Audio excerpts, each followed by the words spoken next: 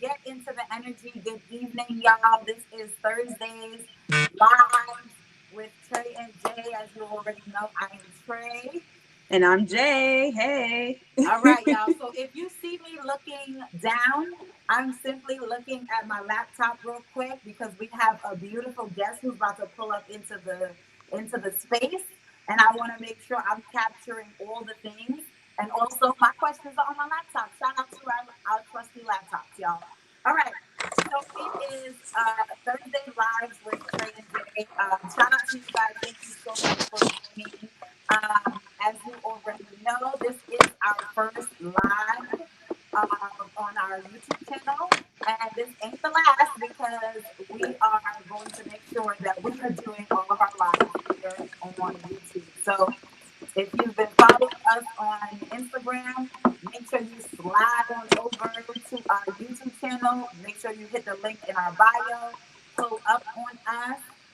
We are looking forward to engaging in the community on the YouTubes, okay? Welcome to my bedroom. Janelle, where you at? Welcome to her office. Sorry, y'all. Janelle is in her office, y'all. Okay, so welcome to her office, her home office, and welcome to bedroom. Um, so, okay. All right. So I just want to start off by saying that we're All talking right. about uh, one moment. Our producer is saying that there's feedback. So I definitely just want to make sure that we're not part of the feedback. Can y'all still hear me? Yes? You can hear me? Better. Can you hear me? Let me just see. Okay, great. All right, cool. So, all right. So, I just wanted to kind of give a little background on our lives. So every Thursday at 8 o'clock, I would say about since I want to say like fall, like yeah, fall 2020, or late summer, early fall of 2020. We've been going live every Thursday, and now we're doing that here. So I'm really excited how we're doing a series called Health is Wealth, excuse me, and we did mind, body, and spirit. So those are the three that we're doing this month. And so last week we did mind. We had a conversation with a therapist. Definitely hit up our Instagram because that's the last time we did our Instagram lives. As I told y'all, we are now on the YouTube. Um, and this week, oh my gosh, I get to have such a special guest. Went to high school with one another, just loving to see her grow, loving to see her just be herself. Like one of the things that I said to her upon her saying yes, and I'm like super excited that she said yes, was like pull up and be all the way yourself. Uh, you need to turn off anything else. Okay, I'm going to close my laptop because I don't know what's going on. So nonetheless, so we're going to be bringing on Olivia Dope. Like I am so excited for her to be coming on. So Janelle, is Olivia Dope in the building? In the building? In the building? Can you see me? Am I here? I can hear you a little bit. I can't hear you a lot. Really? I hear you though. Okay. No, Okay, there we okay. go. I can hear you. How All are right. you Do guys? you see the chat, Olivia? Because I don't. What chat? The chat. Um, Jay, you have to lower your volume on your phone. I have to lower the volume on my phone. No, Jay does.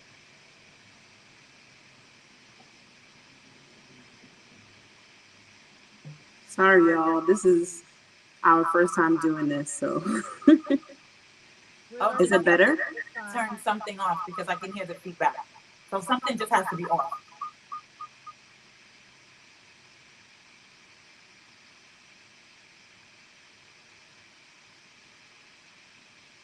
better now? Is it better?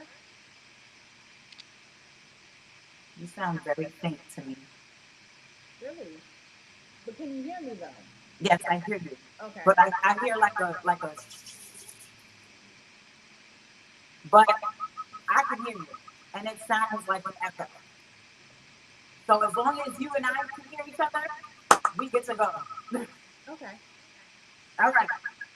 So, all right. So before I get you all the way into the things, I do want to just start off with saying thank you. You're welcome. Thank you. Um, Thank you for definitely joining in on this conversation.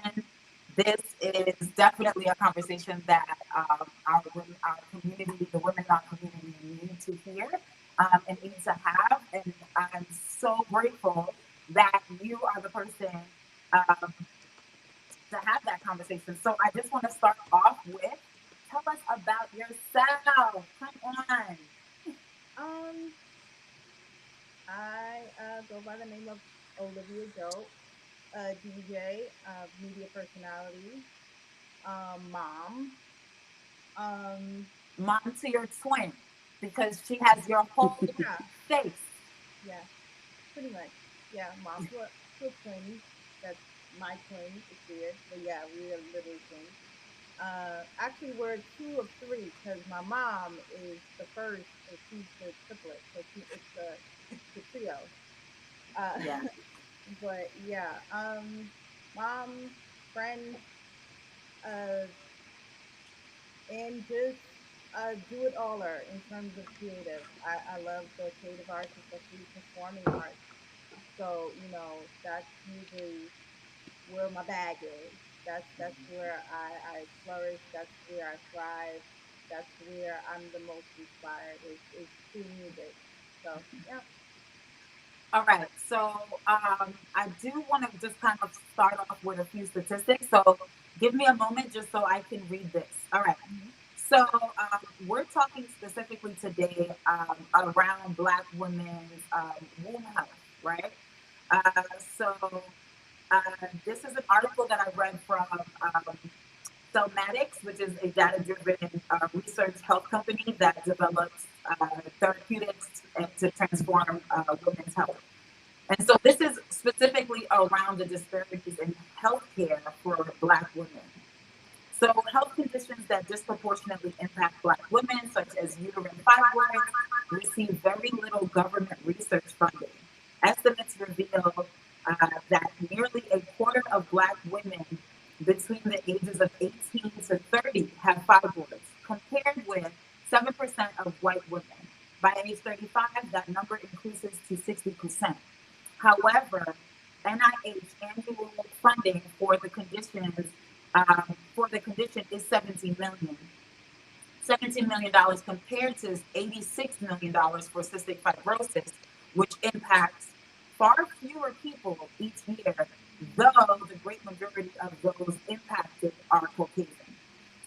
So just wanted to also give just that little note. Well, it's not little, but you know what I'm saying. So that note, and also just give some notes on fibroids. So fibroids specifically is a non-cancerous growth in the uterus that can develop during a woman's childbearing years. The cause of fibroids isn't understood, and risk factors include a family history of fibroids, obesity, or early onset puberty. And symptoms include heavy menstrual bleeding, prolonged periods. Excuse me, symptoms may include heavy menstrual bleeding, prolonged periods, pelvic pain, and in some cases there are no symptoms. So also we just want to get to the last 2 points, which is menstrual. You may have an abnormal menstruation, heavy menstruation, irregular menstruation, painful menstruation, or long periods of spotting. And also common, which is abdominal tension or cramping. So I give all of those notes specifically for us to be as informed as possible as we are developing this conversation. So, Olivia, can you just kind of start by talking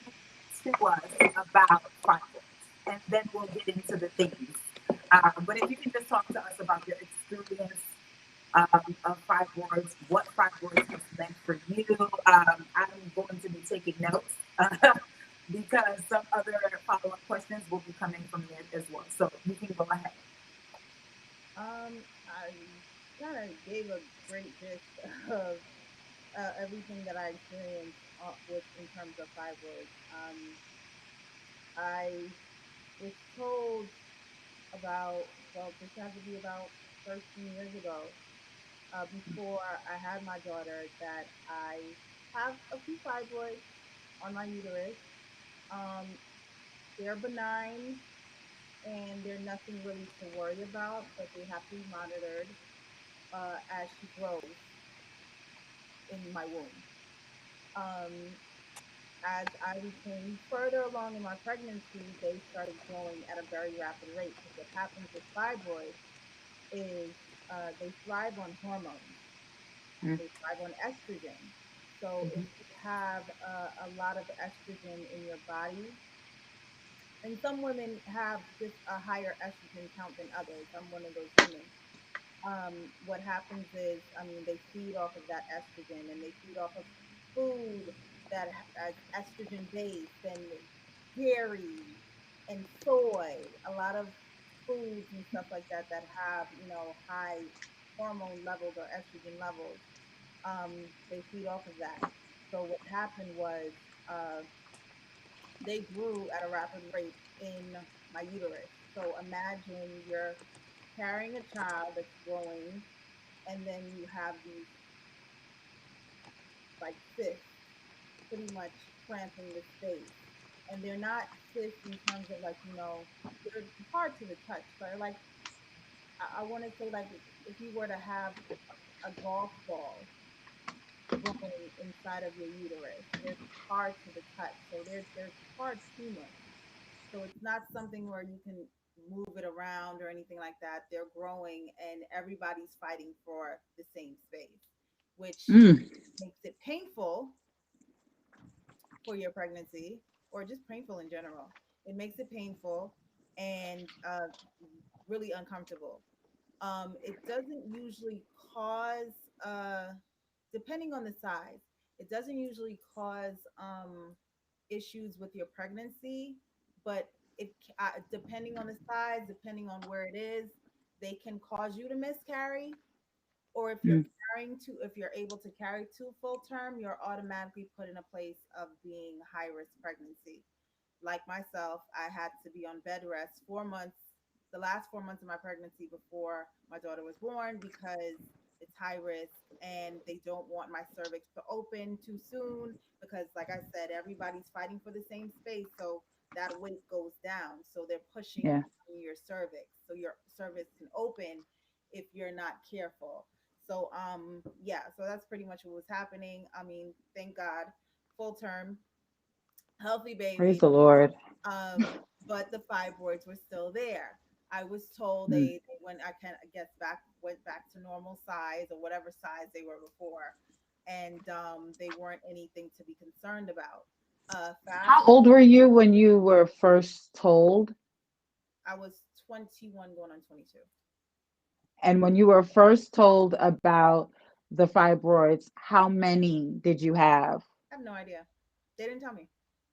They just told you that it's like golf ball sizes and nothing to. Yeah, they just told me, like, That's it. they're nothing to be too concerned about, but they're there and they're benign, so don't worry about Hmm. it. Um, And this was when you were pregnant. well, That's when you found out. yeah, when I first became Got it. pregnant, they told me this. Hmm. Hmm. Okay. So pretty much after she was born, I want to say, well, we're talking about maybe like 10 years later. I'm having issues in terms of like heavy periods. So I go back to the doctor and they tell me that the fibroids have grown. And not only have they grown, but new ones have developed in certain areas where they cause heavy periods. So it's not necessarily the size of your fibroids. That's another thing. Like there's a whole Mm. thing around it. So pretty much where your uterus is, most women know your uterus is shaped like this. Okay, cool. So there are different kinds of fibroids that can come about. Most of them come about on the outside of your uterus. Um, some of them grow on the inside. Those are the ones that usually cause problems when you're carrying to term during pregnancy. And the reason why is because the child is in that Everybody's fighting. pocket area. Everybody's So if the yeah, so if the fibroid is in there, they're both colliding and fighting for the same right. stuff. Yeah. As we know, when your ovary drops an egg, we're pregnant, and then that egg sticks onto the side or the inside of your uterus to, start the process of bringing a life into this world. That womb grows within your uterus. Your uterus stretches. That's the beauty of our uteruses. They can stretch. So that's why, another reason why fibroids can thrive in your uterus, because your uterus has the capability to stretch and create space for multiple babies at once. Mm-hmm. Mm-hmm. So that's why, you hear It about it can create a home.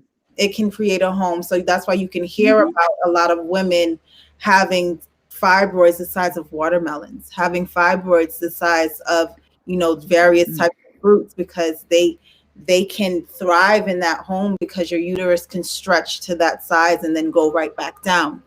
Mm-hmm. So essentially what happened was, they're like, okay, these things are growing. Um, and where they're growing, it's not necessarily the ones that are growing on the outside of your uterus. Granted, I mean, they're going to make you look bigger in your midsection, but it's the ones that are inside. They call them submucosal. The submucosal fibroids are the ones that causes friction in your uterus, then causes heavy bleeding. And when Mm. bleeding, I'm not talking about the heaviest day of a normal period. I'm talking about hemorrhaging. I'm talking about losing the amount of blood you would see somebody lose in a gunshot wound. Every You're also talking about anemia. well, yeah, that's what I was getting to. Like it can potentially grow to that just place, and also transfusions, blood transfusions, like necessary, I like don't it want being necessary in to too far ahead, but I just want to give like the timeline of how this thing transpires. So pretty Mm-hmm. much, you're having heavy periods, you're having like a losing Mm-hmm. a lot of blood. And I mean women that don't have this problem or have fibroids that aren't causing this problem, I want you to really understand, what it can eventually lead to if you don't have it taken care of. Imagine, and I mean, I've went through this for at least 3-4 years. Imagine having Mm. mucosal fibroids, and they don't even have to be big. They can be like the size of a pea, the size of a bean. But because they're in that particular area where the blood flows down to your cervix and out of your vagina, they're causing that friction. They're causing extremely heavy bleeding where it's hemorrhaging. You know how when you have your period, there's blood, but it's also mixed with mucus. No, this is straight up blood. This is dripping Mm. to loose, like this is blood hemorrhaging from your Mm. body. There are times where, Mm. like, I think it was my birthday a couple months ago, before I went and got the surgery done on my birthday. I was wearing a dress, I could see blood dripping down my leg because my period just started and I started hemorrhaging. So just understanding, there's women that I have to wear adult diapers because the period is so heavy. Like this is Mm-hmm. extremely heavy. So imagine having this Mm-hmm. problem every single month. And eventually, when you're losing that vast amount of blood every single month, yes, it does lead to anemia. When you have anemia now, that's when the real problems start, because your body can regenerate blood every single month. But if you're losing that same amount of blood that your body's generating every single month, I mean, you're not giving your body a chance to take that break Mm-hmm. and Mm-hmm. get back To to recoup. itself. It's not recouping. So what Yeah. happens is you're constantly fatigued. you are constantly tired, you are lightheaded. I'll never forget one time I literally just walked to the bank, standing on line in the bank. I couldn't even stand up straight. I almost passed out. Just standing in the bank, something that we do normally. Your Mm. body is so fatigued that not only are you sick during your period, but you're also sick thereafter and until the next period comes. So you can't really function as a normal human being. There is no exercise, there is no doing normal activities. That a lot of your social life becomes almost defunct because you don't want to, you're too tired, either too tired to do it, or when you have your period, you are too embarrassed to go outside because you don't want to have, you want to soil yourself and have an accident. A lot of people don't wear white anymore. A lot of people don't even, in terms of like just sleeping on your own bed. There's issues where like Mm. there's a lot of things that we do so normally that we kind of we do so normally that it becomes somewhat of a hindrance. Just everyday life, the most normal things that we do on a daily basis feel like a hindrance. So I remember. I'm just gonna to tell a quick story. But I remember one day when you and I were together, and I was like, "Yeah, you could just take a seat." We were at my house, and I was like, "Yeah, you could just take a seat or whatever." And you were like, "Nah." And I was like, I don't want to. "But I didn't understand." And it wasn't until you told me, because I was like,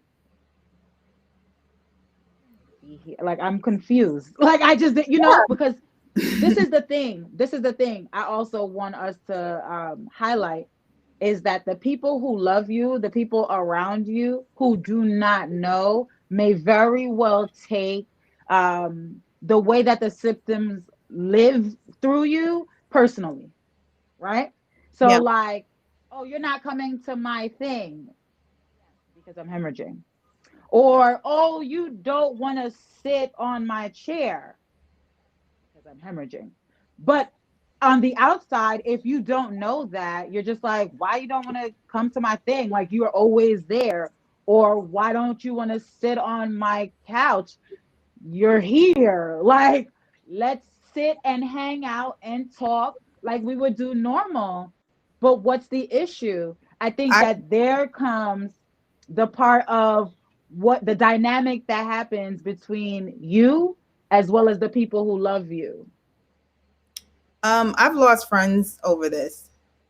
I've lost friendships because I've become like at there were times where I became a recluse because when your period comes, it's like you don't know what's gonna happen. There isn't even a gauge of when it's gonna end because some of us that have this issue have periods that stop maybe after 3 days and then start right back again like 2 days later.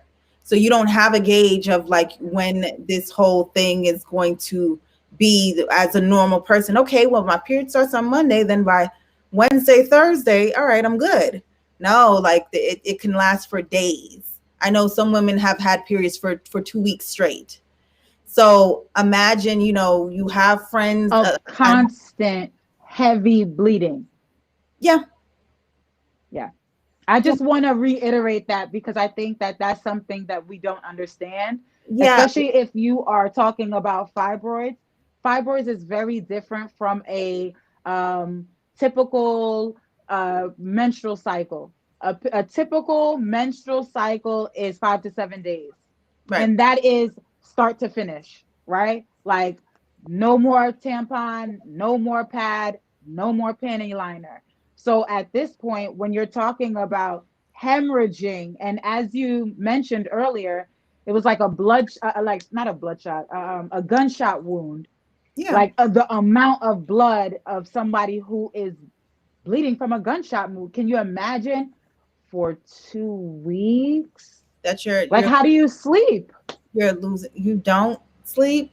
I've like I lost a sense of sleep cycle because you're so paranoid that you're going to soil your bed or you're paranoid that you're gonna sit, like you're wearing a pad or something, and it's gonna fill up really quickly, so you kind of can't sleep throughout the night because you have to change yourself throughout the night. It's a whole ordeal. And like I said, I was losing friends because I mean, I had a friendship. I mean, this was my best friend. She got upset that I didn't come to her 30th birthday party. I told her, I'm really not feeling well. My period came and it's just, I'm not feeling that great. I think the next week, another friend of mine had a birthday celebration. I went to that. She got upset. She's like, okay, you can go to that person's one, but you can't come to mine. I was like, well, that day I couldn't. I am sorry. Like, I really wasn't feeling well. She was like, well, every woman has periods. Like, that's not an excuse. I'm like, okay, well, we don't need to be because you're not really adhering or understanding what I'm trying to tell you. You're just, okay, well, that's not a big deal. You're just using that as an excuse. And this is not something, I mean, even talking about it, I mean, I had to build myself up to even be comfortable to talking about how heavy my periods are and how much blood I lose because I hid it. And a lot of women hide it too. Like, it wasn't until I was more vocal about, hey, I have fibroids and this is wreaking havoc on my life. Yeah. And not until I said that, and then I started hearing other friends, oh, my cousin has it. I have them. My mom had them and she had surgery. And a lot of us women, Black women, just kind of hide it because it's something, it's not something, it's embarrassing. But at the same time, it's like, how can you complain about something that happens monthly? And so my question is, and hold on, I gotta stop you right there. When you say that it's embarrassing, unpack that. Why would you say that that's it? Why would you use the word embarrassing along Tracy with just said that I lose the amount of blood you lose every month, and there's no control over it. You can't go to an event and with like a small little clutch bag because you have overnight pads in them. And I'm not talking about the clutch purse. Yeah, you can't. No, I'm dead ass serious. Like, you can't walk right. a little clutch or something like that because you have to have at least 5 or 6 overnight pads with you because you don't know how heavy your period is going to be because you're hemorrhaging. I'm not talking about, oh, I'm just bleeding and my period's going to lighten up as the days go by. I've been hemorrhaging for maybe 2 days prior and it's still happening and I don't know when it's going to stop. So yes, I want to come out to my friend's event and support, but I might embarrass myself tonight because blood might run down my leg. That's the I mean, speaking of which, have you ever talk us to through the process of overexerting yourself? Like, what was that, maybe like that first lesson to yourself, like, oh, this does not work for me and my body, the way that I've overexerted myself in doing this, whatever this is. Overexertion in terms of what? In terms of the situation with the fibroids, or you're just talking in general? In terms of, you know what, something I think of just in terms of like overexertion, I can't go to this actual event, but I went. And I got there, I passed out. Or I got there and I'm fully exhausted and I was trying to interact and I'm working. Um, or I'm at work, you know what I mean? As a DJ, I only imagine that your schedule is not conducive to a 2 week long period, hemorrhaging at that. See, this situation is it's not to say, well, I'm out here doing a job where I'm lifting heavy things on a regular basis or something like that. I mean, a lot of the times, especially with us women DJs, we have somewhat of a convenience where a lot of the times if we do get hired for events, equipment's already there, or they provide car service. depending on, if you demand it, they'll provide it for you. So you're not really in a space where you're doing strenuous work or anything like that. Like I said, this is such a weird case to even say I'm overexerting myself, because it hinders everyday life. This is not something where I'm like, okay, yeah, I'm trying to go out and, do CrossFit or something like that. And oh yeah, well, yeah, if you're doing CrossFit and you're severely anemic, yeah, that is going to be overexerting yourself. I'm talking about walking down 4 flights of stairs, because I live in a walk up. Normal activities. Coming back up the 4 flights of stairs to get to my own apartment. By the time I get to that door, I have to sit down as soon as the door closes, because I am too lightheaded and too winded to move. And I'm talking about that 5'3", 130 something pounds, and I have to sit down because I am so severely anemic that I am too winded to even close my door properly as I entered my apartment. And I have to take a 5-minute break, because climbing up those 4 flights of stairs was too much for me. Wow. And then on top of that, you have to be on. You are personality. Yeah. So so it could be that too. Well, no, not necessarily, because it puts you in a position where you have to tell yourself, like, I don't know when this is going to happen. So with that being said, you stop doing normal activities. Like, I stopped dancing for a couple years. Oh my gosh. And we all know that matters. Seriously. Yeah, that's what I know you for in real life. I stopped dancing because I became really, really winded. So you just stop doing a lot of things. It's not even trying to find like what the gauge is with overexertion. You just know you have to stop doing certain things because you don't want to pass out. There was a time when I went on a flight to Essence Fest, and I'm assuming there's something with the air cabin pressure. Oh yeah. Something with your periods in terms of that. I thought when I got on that plane to take that 2.5-hour flight to New Orleans, I was fine in terms of like my flow. I thought, okay, my period's tapering off. That's fine. I got off that plane and I was like, okay, I think I need to go to the bathroom and check myself. I passed a blood clot about this big. No way. I'm very serious. That big. That's another thing that happens. When your body is losing that much blood on a monthly basis, your body tries to stop that from happening. So that's how blood clots develop in people's bodies. So when you're losing that much blood, your body tries to stop, because the fibroids are causing the severe blood loss. But your body's trying to stop it from happening. So what your body does is try to clump all this blood together, but you still have to pass it because it can't stay in your uterus. So you're passing a huge mass of blood all at once.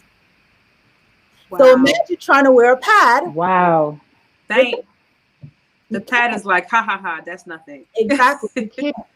Wow. So that's why, that's why we're going back to the embarrassing thing. That's why I can't really, I have to stress, and I made sure, being as you want to call it graphic or you want to detailed, but I have to be super detailed about what happens when you have fibroids that causes heavy periods. Your lifestyle, in terms of your everyday, how you move, in terms of how you even think, it dampens your spirit. It dampens, it causes depression. There's a lot of women that have this problem with fibroids, and they're caused depression, not because, these masses are making me look, pudgy in my midsection. They're causing health problems to the point where I can't live like a normal person. So there's so many levels and layers. So and a lot of us Black women don't talk about. And that's why, I mean, as I went through this Mhm. journey, I'm like, okay, it's really important for us to really have this conversation known. So one of the things that you talked about, well, many of the different things, is that mental health, how how the fibroids are attached to your mental health, in that it shifts your social life, the things that you are seeing as normal. Um, so my question is, how do you have this discussion with your daughter?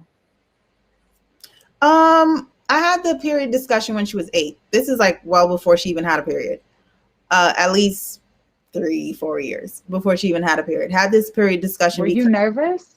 no, I just was like, it's time because we went to No, sit. I don't mean about the period conversation. I just mean like nervous, like, oh my goodness, I know what my period's like. I'm nervous about your period. Let's have this conversation to be No, empowered. no, mainly because I know what my mother went through with this same problem, and it Okay. didn't affect her well into her Mm-hmm. 30s. Mm-hmm. So I know what my experience was in my, Mm. like, this problem didn't come about. I didn't learn about me having fibroids until I was 21. So I knew when she starts her period, it's not Yeah. going to be a Yeah. problem. Um, so Got it. having that conversation with her wasn't an issue for me. I was just like, okay, I kind of got to explain why we're at Six Flags and mommy has to take a bathroom break like almost every hour. So I explained to her what a period was, Mm-hmm. all that other Mm-hmm. stuff, or whatever. As she sees me not really being super active and sleeping a lot and, not doing or being able to do the things that we used to do, like at the park and running around and playing and stuff like that. I had to explain to her, like, I've been really sick and the cause of it is my periods. And I kind of tried the best way I could to explain to her, like, okay, what's happening within my body that's causing it. And as I like literally as I'm going along in my process, I'm explaining to her, okay, I have to start eating vegan because certain things I can't eat anymore, and I have to start doing things a little bit healthier, and I have to wear these certain things or whatever because my periods are heavy. So, well before she even got her period herself, she was very, very aware of the situation I was going through because I knew because my mother never explained it to me because she was Mm-hmm. embarrassed, fearful to, I don't want to Mm-hmm. scare you or I don't want to like put you in a position where you're unsure, Mm-hmm. Mm-hmm. confused about what's going on with my body. She didn't tell me. I would never blame her for that or, have Right. feel any feelings. Right. Right. Right. I just know I kind of can't continue that cycle.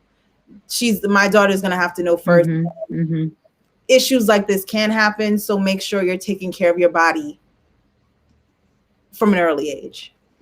So I think one thing that I wanted to talk about was to get into the when did you do the surgery? Was it in the pandemic? I did the surgery about 7 weeks ago. Yeah, so beginning of December. Stop it. Yeah, Why did I what in the world? I had the surgery First done of 7 weeks all, ago. I need to give you a standing ovation for even being able to talk about this right now, because I can only imagine It's a big I'm relief. mad like It's a huge relief to kind of be done with that chapter of my life. I mean, I've given a great big explanation of the stress and what all of that it's caused with me, and I feel like my normal self again. I feel like myself again. So seven weeks ago. I'm we so proud of you. thank you. So with even with the So surgery, this is something that I also want to mention. I want to mention the reason why I'm saying I'm so proud of you. There are people who are having the surgery, not having the surgery, oblivious, naturally seeking to do it, all of those things. And whichever is your informed decision, not the people who are living in oblivion, excuse me, specifically the people who are making informed decisions, I am proud of you. So this is the reason why I wanted to make sure to say I am proud of you for making an informed decision for yourself Yeah. and your body and your life and your mental health and your very regular, regular life of like, I needed to go up the stairs, 4 flights. I need to go to the bank. I'm paying a bill. I'm getting money, whatever. So I'm super proud of you for that. In 7 weeks, like, mad proud of you. So I just needed to I pause didn't and say have any that. other option at that point in time before I got the surgery done. I didn't have any other options but to get the surgery done because it gotten so bad that, I mean, like you said, I had blood transfusions. I had about 4 blood transfusions in the past 2 years. Like I said, Oh, blood transfusions are what you mm, get when you lose a severe amount of blood at one point. So like I said, the gunshot wound victim, mm, that's the perfect example of who gets blood transfusions. The person that's in mid-surgery of, say like, okay, they're getting whatever surgery that they're getting done, where you can lose a lot of blood. Those are the people that mm, get blood transfusions. For you to be having blood transfusions mm, done because you're getting your period is too heavy, it's counterproductive, and it kind of doesn't make any sense because like we know, periods happen every month. So if this is happening every mhm, month and I'm getting one blood transfusion, that can't be the only one. I have to go get another and another until we can mhm, finally mhm. get Oh rid of my this gosh. problem and move on with our lives. So I mean, yeah, it came to that point, and I'm glad that the surgery happened when it happened. I mean, it's all alignment. It's all in God's timing of when it was supposed to happen. I feel like I'm glad that I had this surgery during the pandemic because I was able to have a point where I'm already slowed down. So this is not kind of hindering me from working or Listen, you I'm in better talk about that timing. God's timing is God's timing. And it's not in a place where, I can't mentally just focus on this task at hand of getting this surgery. Cause I mean, surgery, and I've said it in several different ways, surgery, well, not here, but other places, but I've said surgery is a traumatic experience. Your body is going through trauma. Imagine never having Yeah, a knife or yeah. anything cut into you, and then you all of a sudden one day you're put under anesthesia, and then somebody cuts a C-section scar open and then is operating on your uterus, shifts around some organs, and then puts it right back. Mhm, That's trauma on your body. mhm, mhm, mhm, So, not only mhm, yes, the mhm. fibroids are being removed, but when you go through a surgery like that, pray. That's what I did. I prayed the night before. I meditated the night before as well. And just not only trusting God, but trusting the hands that's gonna take care of you. Trusting them. I think a lot of us, especially Black people, we don't put enough trust in the people that are gonna take care of us. And I'm gonna kind of segue this point into my journey even find a doctor that would do the surgery for me. Um, I hate Yeah, making yeah, things about race, but we are in America, and the statistics that you gave earlier were real. yeah, Uh, very, very real. yeah. But Very real. Yeah, my first yeah. experience with finding a doctor after these heavy periods started, I went to a Russian woman. She's super nice, great dresser. I literally sat in her office that day, Mhm, sat on the little, the table thing or whatever with the sheet, the wax, whatever. mhm. Sat on there, and I said, I'm getting really heavy periods because That I joint look have like parchment. the parchment paper. Yes, that's the word. I'm having really heavy Right. because um, I have fibroids. That woman told me, you're going to have to get a hysterectomy. She didn't go and do a sonogram. Okay, She didn't go let's and check talk where they about were. the difference. She automatically told me I have to get a hysterectomy to solve this problem. That's the only solution. She said, I am sorry. You're going to have to get a hysterectomy. How old are you? 33? Without checking. Without checking anything. And I was like, this ain't it. Mhm. Went to another doctor, another Caucasian man. He pretty much said the same thing, hysterectomy. My surgeon that just did my surgery in December, she is a Black woman. She's been doing these surgeries for 30 years. She removed, drum roll, 80. My goodness. Wait.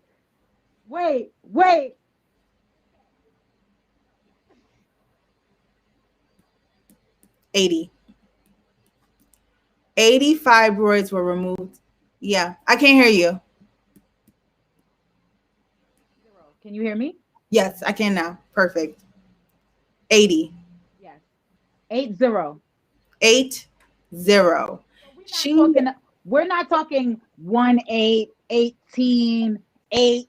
We're talking 80, 80. 0. If anybody wants, it's still on my Instagram page. If any, Olivia at Olivia Dope on Instagram, it's definitely up there. I'll be sharing that. Warning I'll and be resharing that. in all honesty, it looks like General Toast chicken. Yeah. Me, but yeah. So she removed about 80. She removed 80 fibroids. Some of them were like the size of like maybe like a handball or maybe a little bit bigger. Most of them are really, really small. And that's why I kept harping on the smaller ones. We say the big ones, yeah, they're uncomfortable and stuff, but it's the small ones that really wreak havoc. And so she removed 80 and they're all hard. So there may be like the size of a bean, size of a pea, but they took their time and just like removed all of them. They spent about 2.5 hours operating on me. And she said of all her 30, she's like, how old are you? Oh yeah. Okay. All of the 30 years that I've been doing this, because I'm 35. She's like, yeah, I've been doing this for 30 years. All the 30 years I've been doing this is the most I've ever removed from one person. And they still have their uterus. And they still Hallelujah. have their uterus. And Jesus. she told, okay. So yeah. I need to get into what a hysterectomy is Yes. versus the procedure that you did, which is a myomectomy. So So a hysterectomy, y'all. Yes, a hysterectomy is when your uterus is removed. Yes. So they go in to do the surgery, the fibroid surgery, and remove your uterus. So it will not grow back because it doesn't have a home to grow on into, you know? Which, I mean, a myomectomy. Oh, go ahead. No, I was just saying if that's your option, if you don't plan on having children in the future, I mean, it's a viable option. But if you do, I wouldn't suggest that you just stick with that option. Find other doctors to tell you. Yeah. Yeah. So there's a hysterectomy, right? Which, I would definitely say, based on the 2 Caucasian doctors that you experience, that may very well be their normal outlet, right? Because it's just like, all right, well, just get it done. And it's like, you're not paying attention to me as a patient. So this also goes into you doing your due diligence to have consultations, have conversation, and know. And this is also to empower all the women who are watching this, and to know that just because you go to your first appointment with a doctor does not mean that that has to be your doctor. You can very well go and then say, you know what, next. And that is totally fine. Mm-hmm. So that's a hysterectomy. They take out your uterus and like everything is gone. So at that point, you are not, you're not going to be a viable candidate to have children from your womb. Yeah. Now with a myomectomy, they're taking out your uterus, taking off the fibroids and putting it back. And that Yeah. has about I think it's like 6 to 8 weeks, right? But you're saying like 7 weeks, you're good. Normally, it's like your first 2 weeks, you're done for. Like in terms of just like you're not really moving around because you had surgery, as Olivia just mentioned. You had a traumatic experience occur within your body. So the first 2 weeks, your body is trying to grapple with the fact that something has shifted within its environment. And then you have like about 6 to 8 weeks in general to Mhm. now feel like yourself. So I wanted to just kind of lay that foundation real quick because I think the thing that is so important is to talk about your GYN. What were some of the questions that you walked in with? What were some of the things that made you feel comfortable? I know for myself, I'll just say, like, your doctor, any doctor, your dentist, anybody, your hairstylist, it's for me, I can feel a connection that works. Right. This is like a vibe check, like a vibe test, Yeah, we do right? it with our But therapist. what would you say? Right. Listen, what would you say are some of the things that you walked in with as an informed patient? And this is something that I really want to continue to bring home is that we make decisions, we make informed decisions, you know? So talk us through that. Well, coming in, I mean, I already did my Googles. I already did, my homework in terms of, all the options, all the medical options, even like the newer ones, like the embolism, which is super fairly new. I mean, they're still doing their research on that. Yeah, the Um, embolization. yeah. Um, So just let me just go into that. That is a uterine fibroid embolization. That is done specifically from a radiologist. So what they do is they go in with like this telescopic thing inside and they shoot these like sandy looking things to the fibroids, and that actually makes them shrink and then disappear. Like so, the thing that Olivia is talking about, excuse me, the thing that Olivia is talking about in reference to this is that they don't have enough research of women having children after the UFE, the uterine fibroid embolization, and that's um, why and it's been an it's option for you're me. just there for like a few hours. You don't Yeah, have to stay there. that's why that one wasn't an option for me because there wasn't enough research done for me to feel comfortable enough to have it done. Like I said, the doctor that I Mm-hmm. went to been doing it for 30 Mm-hmm. years. She know what she Mm-hmm. is, so That was your main question when you that walked in? when I How walked, long? yeah, how long she been doing this? I mean, my GYN Yeah. recommended me to the surgeon that did it because they through the hospital's network, she is the specialist. She literally can look at Mm. your picture of your sonogram ultrasound and say, okay, yeah, I can definitely do removal of this, that, and the third, and then do what she needs to do because she's been doing it for 30 years. And imagine she's doing it for 30 years and she's doing it every week. So she knows what she's doing. So that was definitely the driving force for Mm-hmm. me to say, okay, yes, I want to go in this direction with Dr. Ellison is her name. She's based out of Brooklyn. Um, One other thing is that on your post you also tag her. So I'm going to repost that onto our page, and I also am going to repost it into our Insta stories. I posted it when you posted it. I don't know if you. I was like, what? But when I posted that, it was very when overwhelming. you posted it, and I'm definitely. It was overwhelming. First of all, I was overwhelmed because I'm like, 80 where? Like when you see someone and you know someone's body, you're just like, where did they live? They live deep Like, and inside. it's not a bad thing. It's just like literally, like, I did the that's a hand. lot. Yeah, I did the hand diagram to really show it was not about them living and kind of growing on top like a pimple or something. They live inside. and they just take up space where they can, and your uterus stretches. So my uterus, I mean, your uterus is supposed to be right above your vaginal bone. My uterus was up by my belly button because so many had grown and was stretching my uterus. Oh, from inflammation. Right. So your uterus is supposed to be by your pelvic bone, but my uterus, and that's why a lot of women, you know, have somewhat of a gut, like a pudgy belly or a pregnancy belly, because they grow like a baby. So if your uterus is coming upward towards your belly button, that's because it has something inside of it.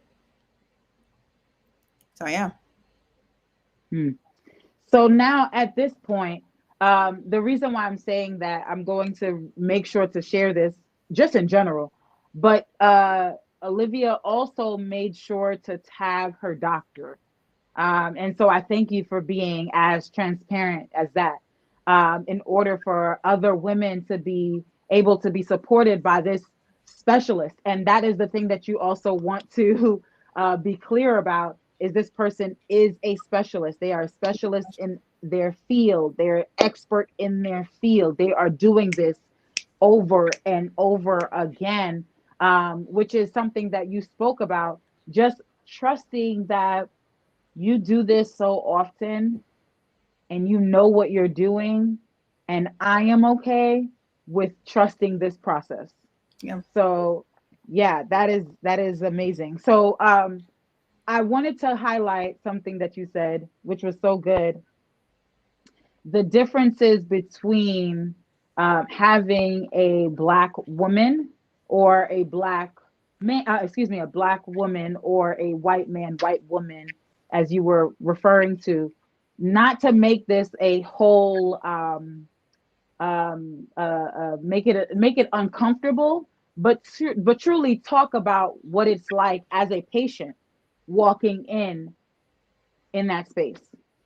The proof is in the pudding in those kind of situations. Uh, American, the American healthcare system is extremely biased and extremely racist. And I experienced that firsthand. That's why I can say that without hesitation. The statistics that you gave, I nodded while you said it because it's absolutely true. It is, the fibroids especially is a black woman problem. Majority black women face it, deal with it. And whenever you ask what's the cause of them, no one knows, because there isn't research being done to find out why, because it's not a problem that is experienced by other races. So there's not much care and concern to fix it. Like I said, I sat down in the office of two white doctors. No one looked at a sonogram to see where they were, how were they configured. They both told me, you have to get a hysterectomy, point blank period, and that's it. When I sat down and went to this black woman surgeon, I was told that she can definitely do what she needs to do to make sure that you can keep your uterus, you can have kids in the future, and it's going to be a myectomy. One thing that I do want to note after the surgery was done, and like, I don't want to make it a race thing, but we live in America. It is what it is. My doctor the next morning, while I was recuperating in the hospital, the surgeon came up to me and she said, you won the prize. You were the most fibroids I've ever removed from somebody's body. 80 is a lot. But we did what we could, because, I mean, you do sign a waiver saying if you have way too many, you're signing this release saying that we are allowed to do a hysterectomy if it's too many to do the procedure that we originally planned to do. I signed that waiver, but she still made sure we're going to do what we need to do to make sure that this woman can have kids in the future. And even she said her assistant that was helping her with the surgery, she was like, other doctors would have said no after fibroid number 40 and said, let's go with the hysterectomy. And she told me the reason why she didn't stop is because we have to look out for us. That's what the surgeon said to me. That just gave me chills.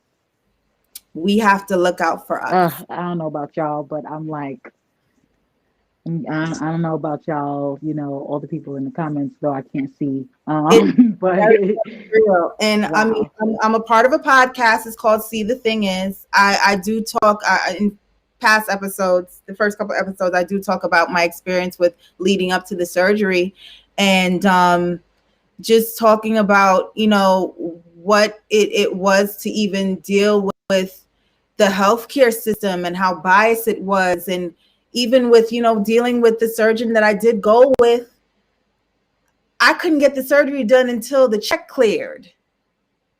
Because that's just how the American healthcare system is. Was this through your health insurance? Yeah, it's through my insurance, but the insurance covers it. But they're like, we're not clearing this surgery date until we know that the insurance Until the health insurance company. But you're right, they got that check. Got it. So, and even in that sense, I mean, Mm-hmm. it's protocol, but damn, like, I'm a human being. This has been affecting my health, my life, my livelihood. And that's being put second fiddle because people want to get their checks first. It's like a slap in the face to somebody that's living and breathing. And we dealing with the same problem with the COVID numbers. The pandemic, I call it, because it's not really essentially about, kind of segue into something else, but the American healthcare system really isn't for health.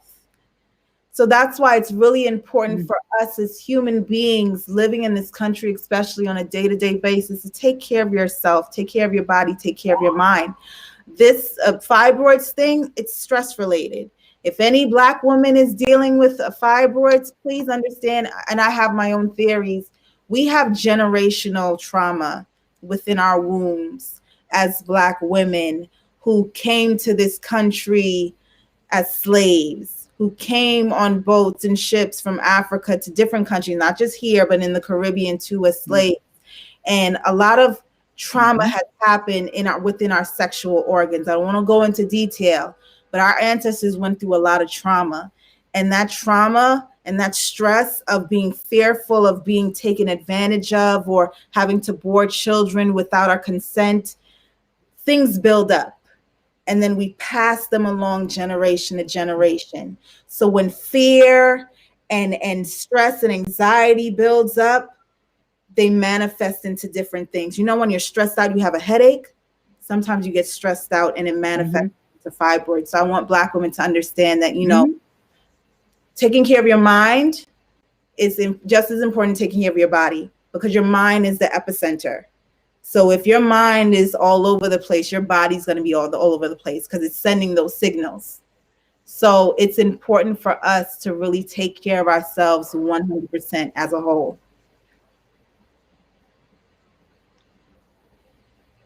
I feel like you could just drop this mic. Yeah. My gosh. Like, girl, I feel like this has been something that I've been preaching out a microphone. Because it's true. You just literally dropped the gem. Like, there's this, that song, you're a DJ, so you know the song, of course. But see, Level Up, right? You know how everybody talks about level up and everything, and I'm like, no, the real life level up is taking care of you, like radically, like unapologetically, like I'm throwing the people, the things to the side because I have to radically take care of me. Yeah. That's the real level up. The real life level up is really taking, and that doesn't mean, I go to the gym only, because I feel like I want to get into the health portion of things real quick. But I feel like oftentimes, especially even tied to fibroids, I've just researched, I've seen that people are like, yeah, you can't go to the gym, right? Like certain people, you're not able to go to the gym. Your body doesn't allow you to go to the gym. Your body doesn't allow you to exert so much energy in one particular time. But what ends up happening is that people start to tie it together to um, working out, like simplifying, taking care of yourself in a workout. And that is something that I absolutely hate. And because it simplifies what is happening. You are mind. That's why we're even doing this series. You know what I'm saying? It's your mind, it's your body, it's your spirit. It all works together in one, like in one person. It all works together. So if something is out of whack, best believe something else will be not functioning in the Absolutely. way that it was prior to. And the That's way that it was functioning prior to may not be healthy, yeah, yeah. have been healthy for your body. So go ahead. Yeah, it's just that's just it's all alignment. It's all about, really understanding how this thing called your mind, body, and spirit works. You really have to, and I feel like for me personally, I can't speak for everybody that has fibroids, but I know for me personally, when my anxiety levels went up, that's when they started happening. I'll never forget. And this is when it really like clicked. Um, the first surgery date that I had was in November of last year. I think it was like mid-November of last year. The night before, they canceled. The surgeon's assistant calls and cancels and says, "Oh, well, I'm so sorry. I handed in the paperwork for the insurance company after the deadline for tomorrow's surgery, so we're going to have to postpone it." I'm like, I've been waiting years for this surgery. You're telling me I can't get it That tomorrow wasn't your fault though. because it's not like it wasn't approved. It just wasn't handed in on time because of you. So my Right. life That has had been nothing to do with you. for a whole nother month, and me waiting that month, my period's going to come. So what are we doing? So that night I got so stressed. My period, okay, fine. That night was November 18th. My period usually comes the beginning of the month, so it would come like December 1st. I got so stressed that night that my period came that night, literally 10 minutes after that phone call. That's how stressed out I was. And that's when it clicked to me, hey, all of this is connected. I have never in my life had my period come 2 weeks early, ever. That night, my period came 2 weeks early, 10 minutes after that phone call because I was that stressed out. It's all connected. Yeah. It's all connected. And that's when I was like, okay, stress and anxiety is the number one cause of this whole fibroid. And us women, especially Black women, we got to do better in terms of handling our stress because it manifests into that. Wow. Man. So I goodness, I'm still there. I'm still there. Um, so I just have like two last real questions for you. I want to talk about your foods and I want to talk about now. Um, so I know you said earlier that you were telling your daughter that you are now becoming vegan. Like, what is that about? Like, how has that process been for you? What does that look like? Is that something that you're still considering continuing on to do, or like, where are you with that? It's a slippery slope because what happens with veganism is I don't believe that it's for everybody. Some people say, well, I mean, people back in the day, they weren't whatever. So you can just eat all, plant-based or all vegan foods and stuff like that. But even within the world of veganism, there is vegan cheese. There is Beyond Meat. There is, things of that nature where it's heavily processed. So even filled with soy. And filled with soy, because soy, based products, it's easy to preserve, it's easy to maintain, it's easy to package.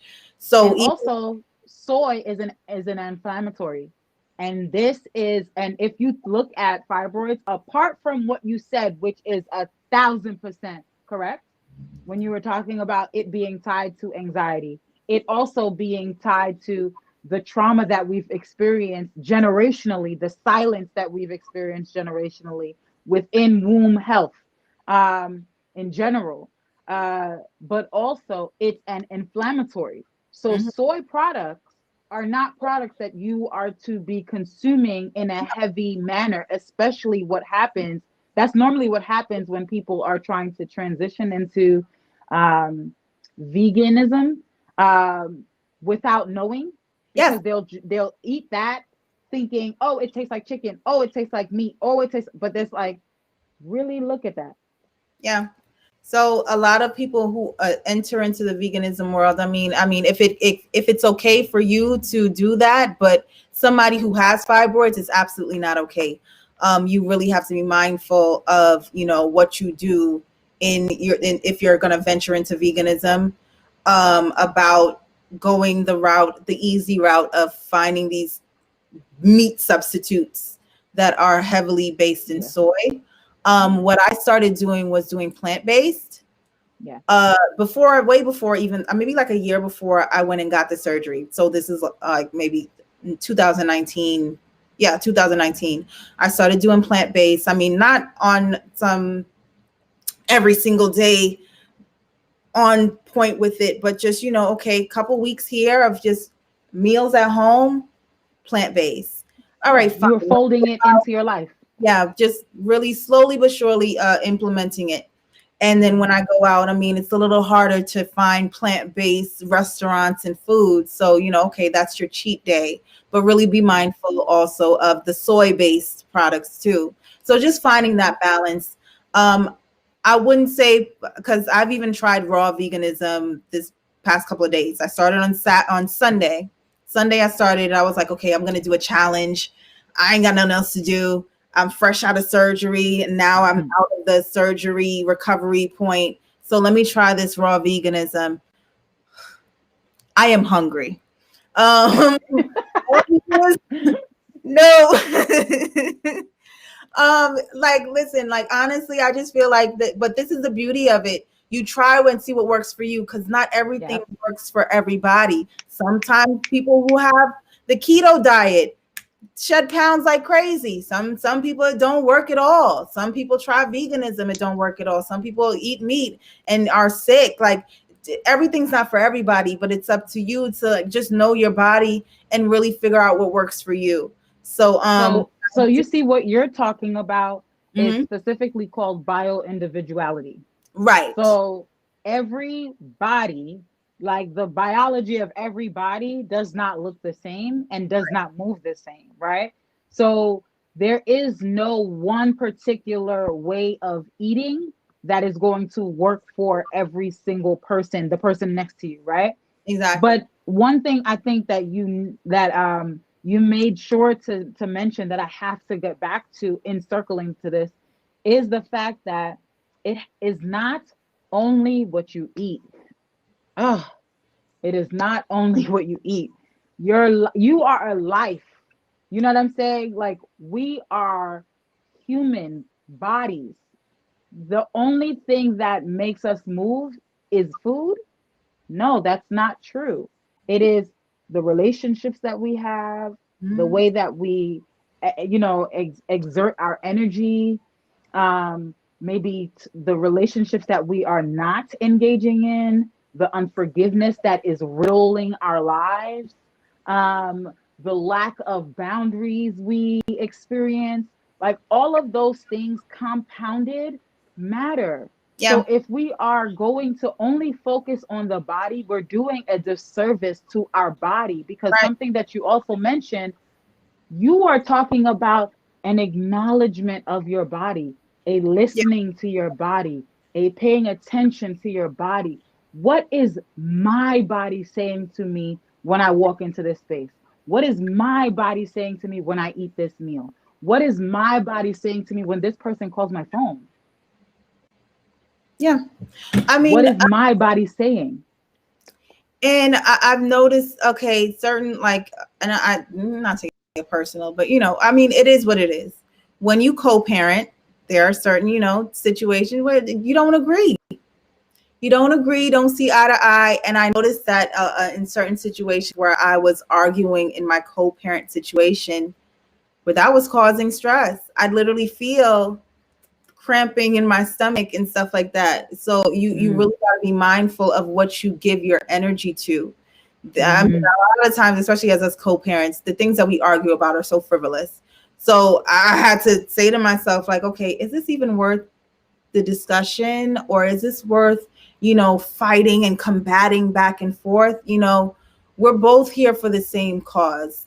We love this little human being so, so much. So is it really worth to, put up the fight? I mean, we're both here trying to give the best to this situation, or the best that we possibly can. So sometimes, hey, we're talking about, oh, you watch and babysitter, blah, blah, blah, blah, blah. You know what? Let's work it out. Okay, maybe I can just work around my schedule just to avoid the argument. Or it's just little simple things like that. Trying to see a better way to problem solve or resolve certain situations where it doesn't cause you stress or anxiety, or just, worry about things that sometimes are out of your control.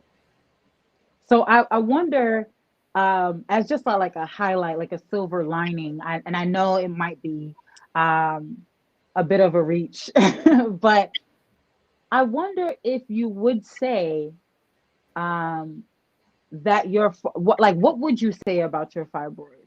Like what would you say it has taught you?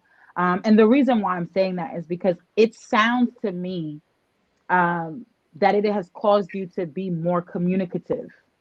Like you are no longer, it sounds, in a position to just swallow whatever. You know what I'm saying? It's like, no, I need to talk up, I need to speak up, I need to say what, like even when you were talking about your daughter, just like having that conversation before the conversation comes to me. I'm going to meet it, right? That's me empowering myself and taking control in that way, which lowers my anxiety, right?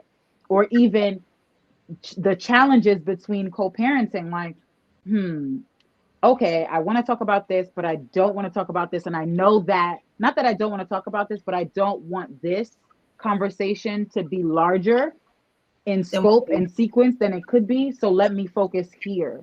So to me, it is sounding like, although, yes, the fibroids have been quite traumatic, it also has been like it pressed you in a way that forced you to be more communicative.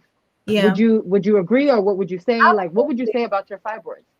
My fibroids has taught me to better problem solve. It's taught me to meditate more. Take that time whenever you feel like your spirit is getting to that point. Take a beat, take a breath, take several deep breaths.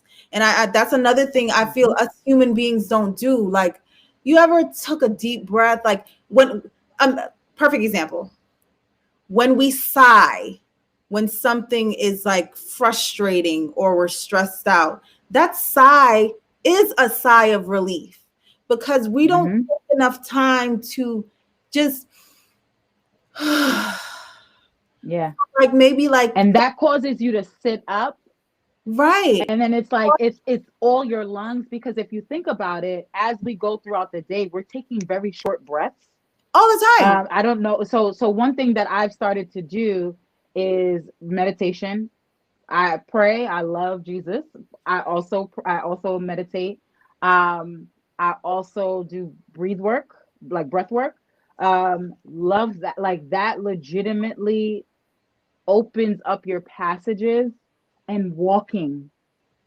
I cannot stress walking enough.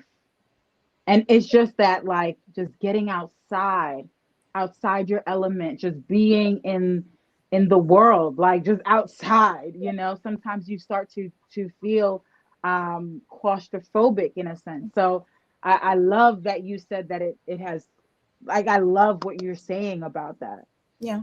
because I think that it's so easy for us to get into the tunnel of, oh, this sucks, and yes, of course it does, like, but what has it taught me? Yeah. So it pretty much taught me to just be better to myself in terms of how I deal with stress. That's the number one thing. And of course, Mm-hmm. dealing with stress means you have to speak up more. Dealing with stress means, Mm-hmm. you don't, push things under the rug.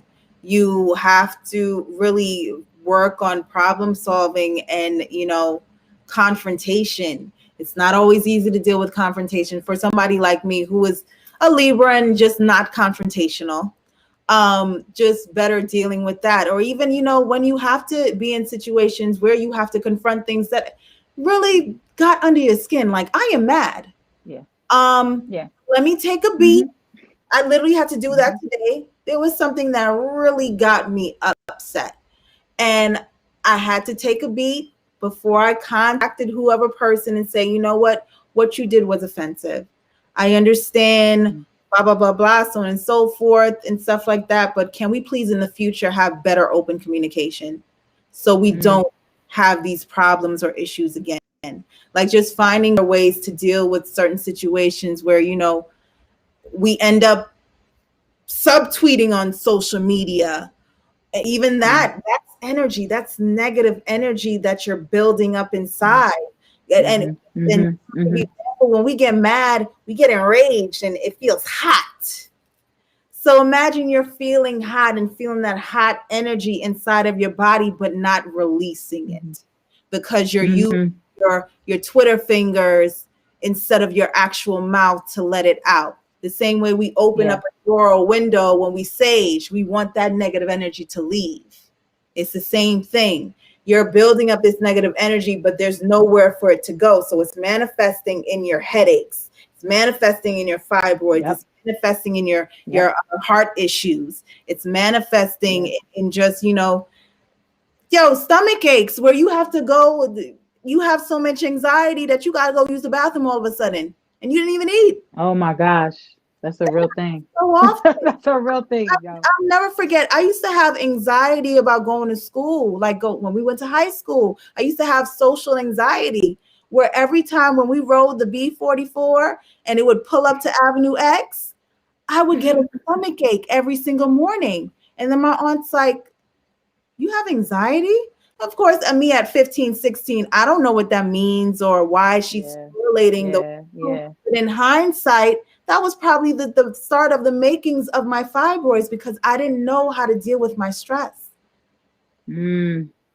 Shout out to your aunt for just being so aware in general. Like, I know oftentimes, like, just in Caribbean households, I feel like Oh, it's yeah. very difficult for that conversation to come up. You know what I mean? Like, that's like, oh, it's a very adult conversation, and it's like, no, but I need to know. You Yeah. know, this Yeah. can potentially be the thing. This is actually the thing. You know. Yeah. So I'm glad for Um. the hindsight of that because it's all makes sense, especially when it comes to stress and anxiety. So this is my last question. I feel like you've said everything, but This is a great how comment. are you? This is great. Great. I'm not done yet. I'm not done yet. But I do want to ask you, like, how are you? Like, literally, how are you? How are you now? What are you feeling? What are you hearing? What are you processing? What are you thinking? Like, how are you? Like I said, I prayed the night before my surgery for God to bless the hands of the people who will be taking care of me in my life. And as well as I meditated to clear my mind.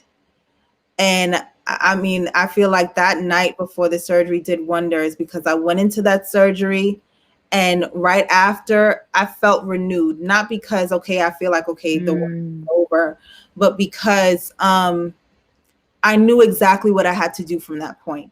I really have to make sure mm-hmm, my spirit is in order.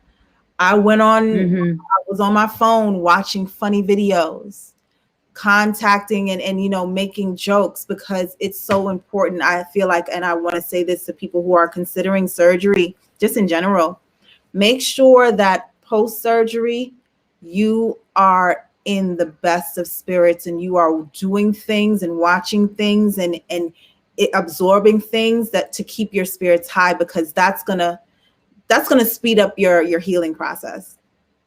I really feel like, me keeping my spirit high and laughing, even though it hurt like hell, because I have these stitches and I'm literally, in my abdominal muscles. When you laugh, your abdominal muscles hurt because they're extremely sore. But I needed to laugh because I needed my mind to be in a wonderful place for the rest of my body to heal like it's supposed to. By week 4, by week 2, I was walking around, no problem. It was still sore, but I was walking around.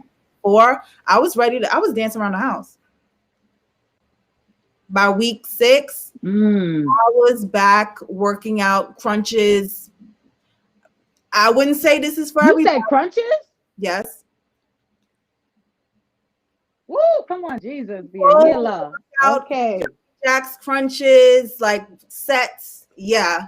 We did like 50 sets that day. Yeah, I was doing a full workout because I knew my mind had to be in a great place for my body to heal the way it needs to heal. So I would definitely say, like, I'm in such a beautiful place mentally. Life gonna life. Which impacts your body, which impacts your spirit. Things are gonna go awry. People gonna piss you off. People gonna make you mad. Yeah. Like I said earlier, I had to resolve an issue because I was upset. Blah blah blah, so on and so forth. But overall, I can't say I could let any of those things hinder me and take the blinders off from just finding my goal of happiness. Because I've honestly know that's the main focus, and that's it. That's all I care about. Oh man, this has been an amazing conversation. I think it's not only has it been amazing, it's been informative. It's definitely been an informative conversation. I think that anyone listening would be able to take away the real life experience of what it looks like as you and you may not necessarily have it to this degree, but if you have fibroids and you're just trying to figure out the process by which of doing it naturally, myomectomy, what a hysterectomy means, what a UFE means, and even going to the doctors, what does that mean? What does it mean to have a doctor that looks like you, who speaks your language to you, who can whisper softly to your spirit in the way that Olivia, you were referring to your doctor did after the surgery. I do want to know if is there anything that you felt like you wanted to make sure our audience gets that you feel like you did not mention? Please let us know. Like, I definitely would want you to take that time to respond to that. If you are about to have this surgery, if you had this surgery, if you're contemplating this surgery, if you have fibroids, big, small, they don't bother you, they bother you to the point where you had issues like mine, understand you have to go to the doctor to resolve these issues. They're here to help you find the best one that's going to take care of you the way you need to be taken care of as a beautiful, bright, shining light in this world. And understand you are a strong woman. We women go and deal with so much. And let me tell you, after this surgery, I was like, yo, I am a warrior. Can't nothing stop me. And I think that's a part of my happiness right now, and my glow and my just boost of energy. Overcoming what I overcame these past couple of years, going through that surgery, because I think the surgery is almost just as hard as what you dealt with for all those years. And then just coming out of that and recovering, and 7 weeks later, I feel better than I did when I was like 20. I can honestly say I feel like a warrior. Can't nothing stop me from this point in time in my life. I am here to live it in its fullest extent. And I want all of the queens out there to know you have to do the same. You will do the same. You can do the same. If you're living and breathing to this point, it is possible to do it. And so just get it done. Motivate yourself and get that positive frame of mind to get it done. It's within you. You have faith in God, have faith in yourself. Because we pray to God and ask for strength and guidance. And we don't pray enough in terms of really manifesting the words we need to manifest and manifest the actions we need to manifest. I feel like we should also be praying to God for strength within ourselves. God, that like Mary says, God in me. Have him put that strength within me, not asking him to guide you through it, but ask him to put that within you. Because he will. And just move forward in your life. You don't even have to ask that often. Because if you ask him for that faith and you believe in yourself that you have the faith to do so, you don't have to ask that often, because you know your faith in him will always manifest into you. So yeah, just having that understanding will take you so far, because that's what this journey did for me. Wow. How are you like journaling this or recording this? Like, how are you Actually use the journal that you this gave me. time? Like, You gave me a journal years ago, and I've been oh using my that. gosh, I'm gonna. Actually, I put it down in a book of like a bag of books that I have. Like I have several journals, but the one you gave me, Ava, actually, my daughter actually picked it up a few days ago. She's like, "Mommy, what's this?" I'm like, "Actually, it's my journal, because like my friend gave me this journal, and it was just a gratitude journal for the most part, and I would just write down all the things that I'm grateful for and date it." And so, yeah, I do journal because you gave me my first journal.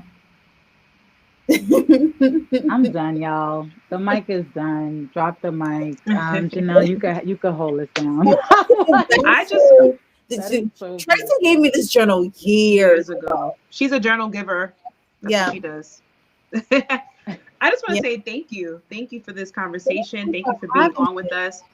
And listen, technical difficulties and all, this was an amazing conversation.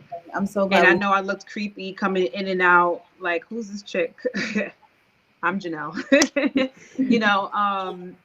And so yeah, just wanted to say thank you. It's been a great conversation. Somebody like myself, I don't have fibroids, but from what I know of. And so, it's a great deal for me to learn these things, because I am a Black woman and I don't want to get it. And I also have a Black daughter who's going to be a Black woman. I love Black women. And so this conversation is for all of us, Yeah, even if we don't have it or not. it's 1 out of 4. Every 1 out of 4 Black women Yeah. in America. So even if It's you a don't, lot. right? Even if you don't, you most likely know somebody that does. Oh, absolutely. Yeah. Absolutely. And so Yeah. I'm going to be sharing this information with them. There were so many things that you said, but I'm gonna just leave it like that and go follow her. Yeah. Olivia Dope on Yes. I'm Instagram. going to be reposting it. Yes, please, because I mean, it's so important for people who don't have this issue to understand and be gentle with this subject, and be aware and pass the awareness on, because not enough people know or understand what it is. Yeah. I'm looking back and Can I'm I just thinking about my quickly friends say, who have fibroids, and I'm thinking like, wow, I see this and I remember that, and then I'm thinking that might be the situation. Yeah. Like, why is she so tired? Why doesn't Mm-hmm. she want to do this? Why Mm-hmm. doesn't she want to do that? And so now I'm seeing that most likely was the case. Yeah. Yeah. So yeah, thank you. No problem. Trey, you had something to say? I was just gonna quickly mention the fact that even if, as Janelle was saying, like people who don't know, and as you were saying, be gentle. Um, Even when you do, and you're struggling with how to process it, Mm-hmm. that is also something that is to be gentle within yourself as With well. yourself. Yes. You know, be gentle with the trial and error. You know, as you were talking, you were talking specifically about your food, and you were like, you know, I'm trying to trying this, seeing what works for me, seeing what doesn't work for me. um, but even in that space, being gentle. So I think if there's one thing that I would say I have taken from this conversation is to be gentle with myself in the process of what works for you, what doesn't work for you. And this is okay for you to navigate and manage and figure Right. out, and because it's an everyday process. Right. So I love that you mentioned that, and thank you for mentioning that. You're welcome, ladies. This is great. All right, y'all. Yes. All right, This is the y'all. reason why this month is so All important, right, because Janelle, health you is could cap us wealth. off. Right. And so yeah, catch us next week as we're gonna be talking about spirit. So we talked about mind last week, body with Olivia Dope, and next week is about spirit. And she talked about it several times. The three have a lot to do with each other. They're all connected. They're Yeah. all one. Mm-hmm. So with that being said, catch us here Mm-hmm. next week, Mm-hmm. and please forgive us for all the technical difficulties. We getting it together. All right, y'all. It's Thank been you. real.